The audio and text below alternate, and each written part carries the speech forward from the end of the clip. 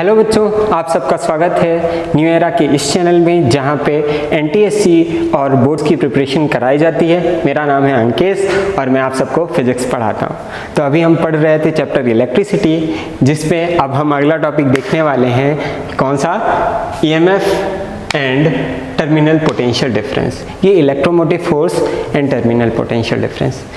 ये ईएमएफ होता क्या है और ये पोटेंशियल डिफरेंस से कैसे अलग है,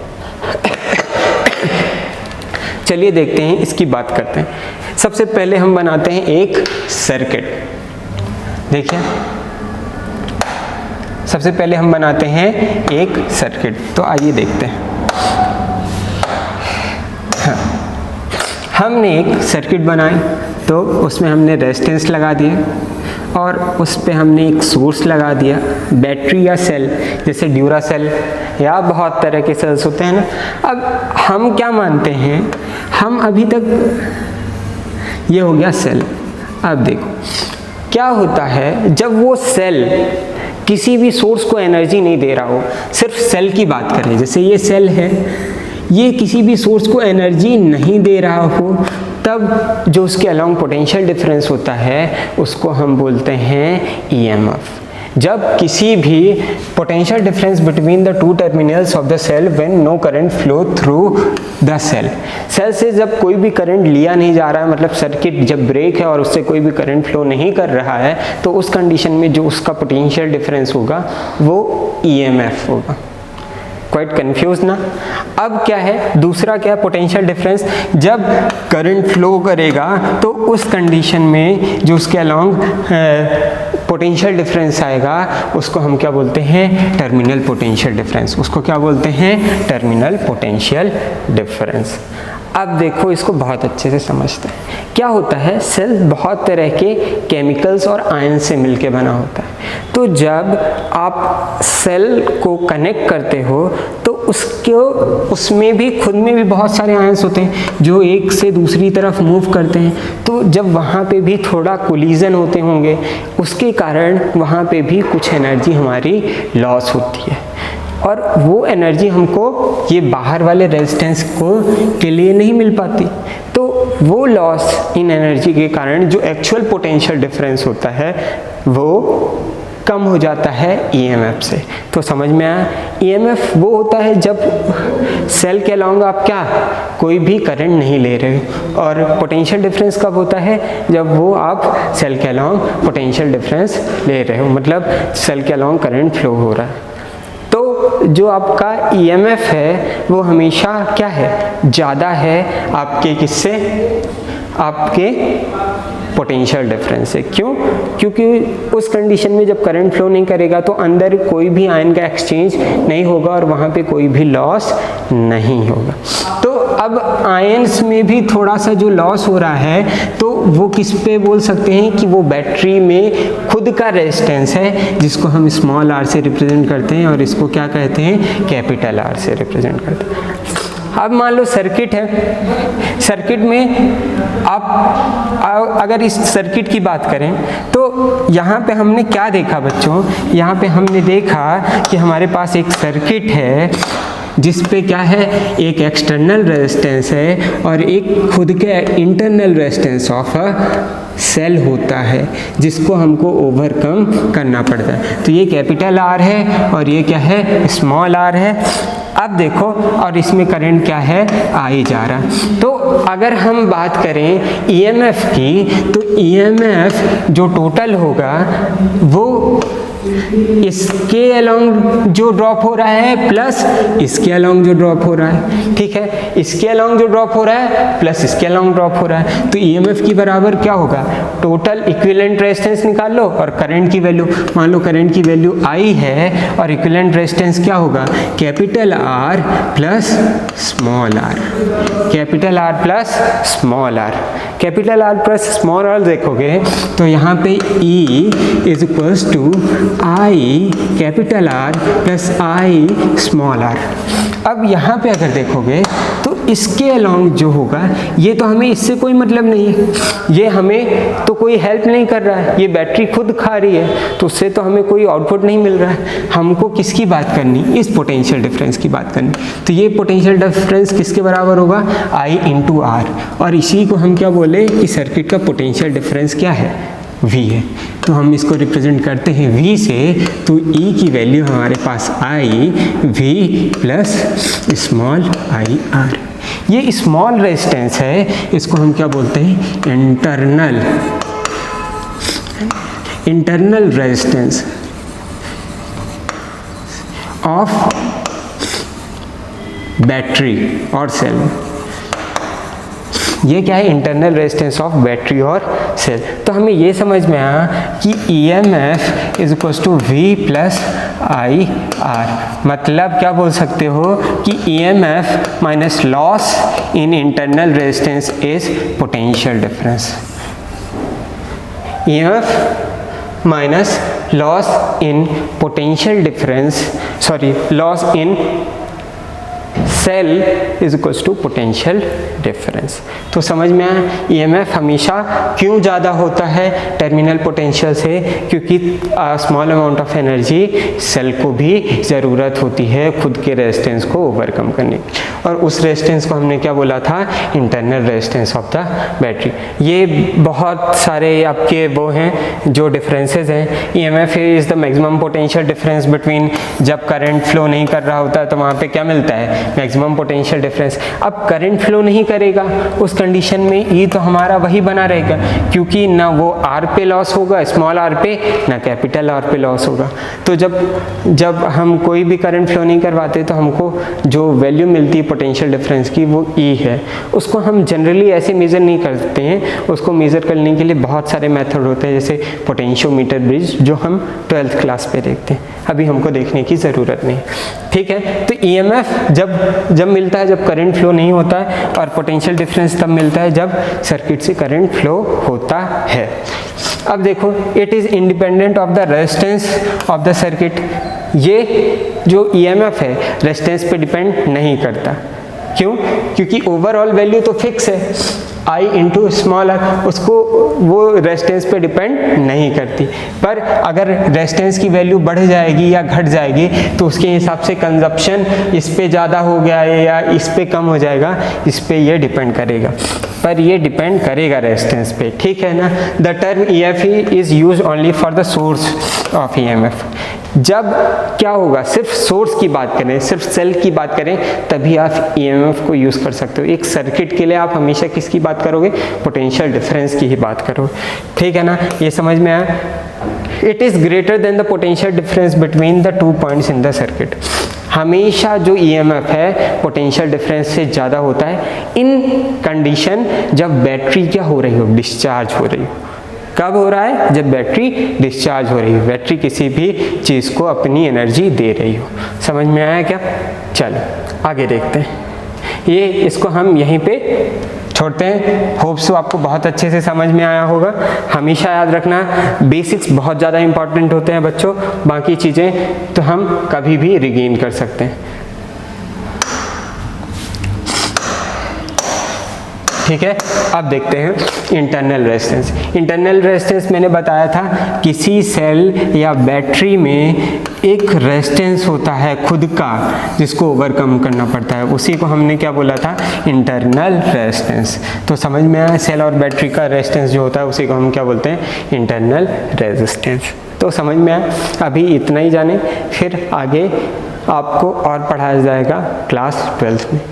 चलिए अब देखते हैं अपन special cases for electric power. Special cases में हमने क्या किया कर दिया, सीरीज और पैरेलल कॉम्बिनेशन में हम इलेक्ट्रिक पावर्स की बात कर रहे हैं। तो मान लो अगर कोई सीरीज कॉम्बिनेशन है तो अब इसके अलॉन्ग जो पावर ड्रॉप होगी वो P1 होगी, इसके अलॉन्ग होगी P2 होगी। आप सीधे लगा लो फॉर्मूले। अब सीरीज कॉम्बिनेशन है, P इज इक्वल्स टू क्या होता है, I²R लेंगे, क्योंकि ये कैसा कॉम्बिनेशन है, सीरीज कॉम्बिनेशन हुआ। अब सीरीज कॉम्बिनेशन हुआ मतलब क्या हुआ, अब P1 की वैल्यू क्या होगी, P1 इज इक्वल्स टू क्या हो जाएगा, I²R1 हो जाएगा, और P2 की वैल्यू क्या हो जाएगी, I²R2 R2 हो जाएगी। अब देखो, अब तुम रेशियो निकालोगे तो P1 अपॉन P2 की वैल्यू क्या हो जाएगी, R1 अपॉन R2। तो एक तो ये हो गया। अब एक और इंटरेस्टिंग केस की बात करते हैं अपन, जिसमें हमें मान लो कोई भी सोर्स दिया गया है, क्या है, जिसमें हमें कोई भी सोर्स दिया गया है, हाँ, जिसमें हमें कोई भी सोर्स दिया गया है। अब सपोज करो एक रेजिस्टेंस है जिसकी वैल्यू हमको नहीं पता है। अब उसके अलोंग पावर ड्रॉप क्या होगी, P1 हो गई, और उसका पोटेंशियल डिफरेंस हमने किस पे लगाया, V के अलोंग लगाया। उसी को हमने जब किधर पे लगाया, एक और रेजिस्टेंस लिया जिसका अलोंग पावर ड्रॉप क्या था, P2 था, उसको भी हमने क्या लगाया, सेम पोटेंशियल डिफरेंस के अलोंग लगाया। फिर हमने इसको क्या किया, सीरीज में कनेक्ट किया। क्या किया, इन दोनों को मिला के एक ऐसा कॉम्बिनेशन बनाया जो सीरीज कॉम्बिनेशन शो कर रहा है। तो हम क्या करेंगे, P1 और P2 को एक साथ कनेक्ट कर देंगे, और उसको हमने किसके अलोंग कनेक्ट किया, V सोर्स के अलोंग। तो अब यहाँ पे दोनों का कॉम्बिनेशन की वैल्यू क्या आएगी। अब देखो, सबसे पहले अगर ऐसे कोई क्वेश्चन बनते हैं तो सबसे पहले आपका क्या सेम हो सकता है, ऐसी वैल्यू जो वोल्टेज के अलोंग चेंज ना हो या करंट के हिसाब से चेंज ना हो। रेजिस्टेंस, किसी भी कंडक्टर के लिए रेजिस्टेंस क्या होता है, फिक्स होता है। तो सबसे पहले रेजिस्टेंस निकाल लो। R1 की वैल्यू अगर निकालोगे तो क्या है, V दिया है, तो मतलब V²/R फार्मूला लगाओगे। V²/R फार्मूला लगाओगे तो V², हाँ, तो क्या लगाओगे, जैसे P1 क्या हो जाएगा, P1 इज इक्वल्स टू क्या हो जाएगा, V²/R1 होना चाहिए, और P2 क्या होना चाहिए, P2 इज इक्वल्स टू क्या हो जाएगा, V²/R2 होना चाहिए। यहाँ से R1 की वैल्यू निकालो, R1 इज इक्वल्स टू क्या हो जाएगा, R1 इज इक्वल्स टू क्या हो जाएगा, V²/P1 हो जाएगा। और यहाँ से R2 की वैल्यू निकालोगे तो R2 इज इक्वल्स टू क्या हो जाएगा, V²/P2 हो जाएगा। अब R इक्विवेलेंट की वैल्यू निकालो। R equivalent in series combination क्या होता है, R1 प्लस R2 होता है। अब R इक्विवेलेंट की वैल्यू, R इक्विवेलेंट को भी आपने किससे कनेक्ट किया है, सेम पोटेंशियल सोर्स है, ठीक है ना। तो इसका इक्विवेलेंट पावर निकालने के लिए क्या हो जाएगा, अब तुम फिर से लिखोगे R इक्विवेलेंट की वैल्यू क्या लिखोगे, V²/P इज इक्वल्स टू क्या हो जाएगा, V²/P1 प्लस V²/P2। यहाँ पे क्या कट जाएगा और क्या बचेगा, भी कट गया, तो ये क्या हो गया, 1/P is equals to 1/P1 plus 1/P2। ये कब कंडीशन की है, जब रेजिस्टेंसेस क्या हो, सेम पोटेंशियल डिफरेंसेस के अलोंग लगाए गए हों। फिर उसी को हमने क्या लगा दिया, सीरीज कॉम्बिनेशन में लगा दिया। तो यहाँ पे आपकी पावर की इक्विवेलेंट पावर की वैल्यू क्या आई, P equivalent is equals to 1/P1 plus 1/P2। तो देखा, सीरीज के कॉम्बिनेशन में पावर का जो कॉम्बिनेशन आया वो कैसा आया, पैरेलल की तरह आया। चलिए अब आगे देखते हैं। अब क्या है, जब किस पे हो, जब वो किस पे लगे हुए हो बच्चों, पैरेलल कॉम्बिनेशन में लगे हो। पैरेलल कॉम्बिनेशन में जब लगे होंगे तो उस कंडीशन में हम क्या देखेंगे, उस कंडीशन में क्या होगा, अब आगे देखते हैं। इस कंडीशन में क्या होगा, इस कंडीशन में 1/R इक्विवेलेंट क्या होगा, is equals to 1/R1 plus 1/R2 होगा, ठीक है। अब वहीं से फिर से फॉर्मूला निकाला था हमने, R क्या होता है, R इज इक्वल्स टू क्या था, V²/P, क्या था, V²/P। अब P इक्विवेलेंट की तरफ इधर क्या आएगा, इधर आएगा, R की वैल्यू लिखोगे तो 1/V²/P equivalent is equals to क्या हो जाएगा, 1/V²/P1 प्लस 1/V²/P2। अब इसको क्या ले जाओ, आप ऊपर ले जाओ, तो यहाँ से आपका P equivalent upon V² is equals to क्या हो जाएगा, P1/V² प्लस P2/V²। अब देखो ये सारे कैंसिल हो गए, तो आपका क्या बचा, P equivalent is equals to P1 plus P2। तो इन केस ऑफ सीरीज़ क्या आई थी वैल्यू, इन केस ऑफ सीरीज़ क्या आई थी, और in case of parallel combination क्या आई, ये आई। तो इस तरीके से हम ये कुछ स्पेशल कॉम्बिनेशंस को देख सकते हैं। अब आगे चलते हैं, ठीक है, अब आगे चलते हैं कॉम्बिनेशन ऑफ सेल।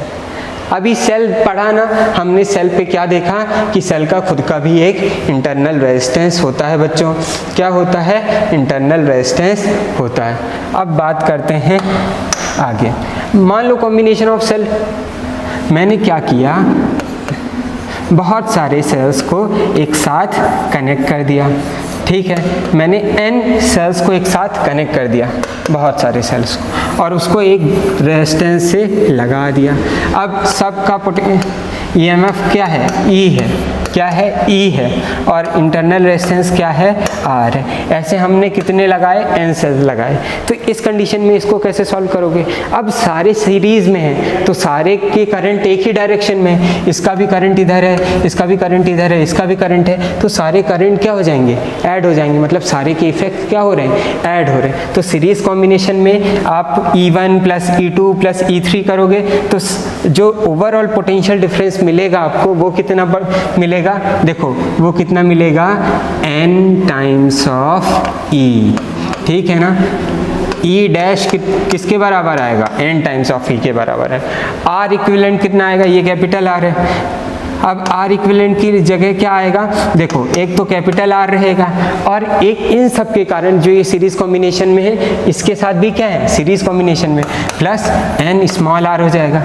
तो इस तरीके से देखोगे तो यहाँ से I की वैल्यू क्या आएगी बच्चों, I की वैल्यू क्या आ जाएगी, NE upon small capital R plus NR। अब यहाँ पे देखो अगर स्मॉल r की वैल्यू बहुत ज़्यादा है, स्मॉल r की बहुत ज़्यादा वैल्यू है, तो आप बाहर वाले r को क्या कर सकते हो, नेगलेक्ट कर सकते हो। उस कंडीशन में देखो ये तो आपका एक्सप्रेशन आया। अब अगर मान लो स्मॉल r मतलब इंटरनल रेजिस्टेंस बहुत ज़्यादा है ना, और एक्सटर्नल रेजिस्टेंस क्या है,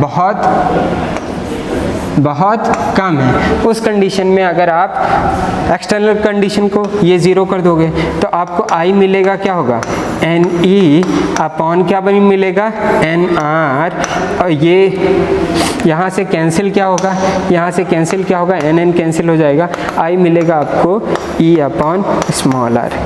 तो यहाँ पे हमें I की वैल्यू कम मिल रही है, पर यहीं पे अगर कैपिटल R की वैल्यू बहुत ज़्यादा होगी with respect to small r तो ये क्या हो जाएगा, नेग्लिजिबल हो जाएगा। तो यहाँ पे क्या होगा, NE अपॉन R। तो यहाँ पे हमें सीरीज कॉम्बिनेशन ऑफ सेल कब यूज़फुल होगा, सीरीज कॉम्बिनेशन ऑफ सेल तब यूज़ होगा जब एक्सटर्नल रेजिस्टेंस बहुत ज़्यादा हो, हाई हो with respect to that of internal resistance. समझ में आया। अब चलते हैं आगे, अब दूसरा कौन सा कॉम्बिनेशन है बच्चों, वो है पैरेलल कॉम्बिनेशन का। कौन सा है बच्चों, पैरेलल कॉम्बिनेशन का। ये हम स्टेज 2 की बातें कर रहे हैं, तो आपको बहुत अच्छे से पढ़ना है तभी आप स्टेज 2 तक पहुंच पाएंगे। अब मान लो बहुत सारे सेल्स को हमने क्या कर दिया, किस में कनेक्ट कर दिया बच्चों, किस में कनेक्ट कर दिया, हमने किस पे कनेक्ट कर दिया बच्चों, पैरेलल में, और उसके साथ हमने कनेक्ट कर दिया एक एक्सटर्नल रेजिस्टेंस R। ऐसे कितने सारे रेजिस्टेंस लगा दिए हमने, R सेल्स लगा दिए, सॉरी N सेल्स लगा दिए, सबका EMF E है, EMF E है। EMF का तो मतलब समझ में आ गया ना, इंटरनल रेजिस्टेंस क्या है बच्चों, R है, इंटरनल रेजिस्टेंस क्या है बच्चों, R है, और कैपिटल R से लगा दिया।